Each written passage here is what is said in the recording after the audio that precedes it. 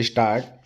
चुनाव सुधारों की बड़ी बड़ी बातें तो खूब हुई है, लेकिन विजयी उम्मीदवारों के खिलाफ दायर चुनाव याचिकाओं के समय पर निपटारे को लेकर कभी किसी ने चिंता की ही नहीं। लोकसभा से लेकर विधानसभा चुनावों तक में नतीजे आने के बाद ये याचिकाएं दायर होती रही हैं।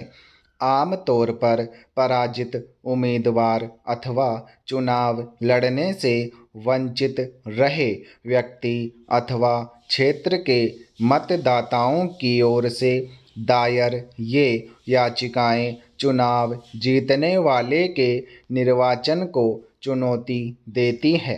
पैरा। अपेक्षा यही की जाती है कि चुनाव याचिकाएं सारहीन हो तो तत्काल खारिज कर दी जाएं।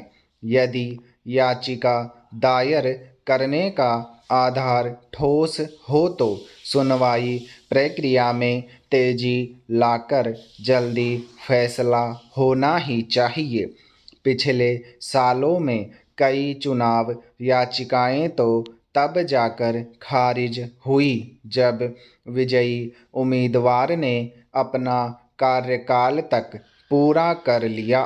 ताज़ा मामला राजस्थान का है, जहां वर्ष 2013 के विधानसभा चुनाव को लेकर दायर की गई चुनाव याचिका को हाईकोर्ट ने यह कहते हुए खारिज कर दिया कि तत्कालीन विधानसभा का कार्यकाल पूरा हो चुका है और नए चुनाव भी हो गए हैं।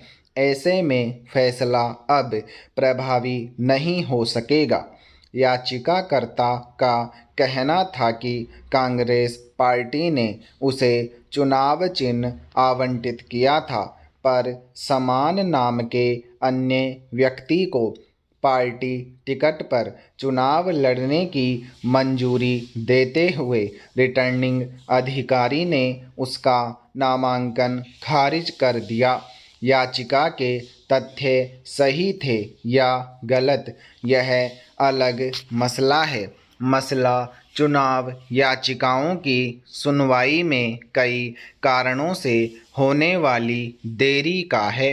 जनप्रतिनिधित्व कानून तक में उल्लेख है कि संबंधित उच्च न्यायालय को 6 माह में ऐसे मुकदमे का निपटारा कर लेना चाहिए।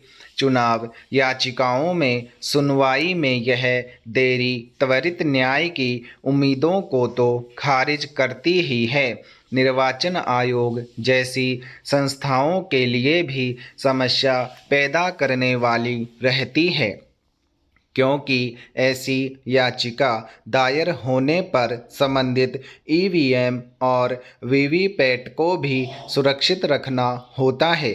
पिछले दिनों ही निर्वाचन आयोग ने कोरोना संक्रमण के दौरान चुनाव याचिकाएं दायर करने की समय सीमा में दी गई छूट को वापस लेने का सुप्रीम कोर्ट से अनुरोध भी इसीलिए किया है। हालांकि सुप्रीम कोर्ट पहले भी कह चुका है कि चुनावों को लेकर दायर होने वाले मामले काफ़ी गंभीर होते हैं, इन्हें हल्के में नहीं लिया जाना चाहिए।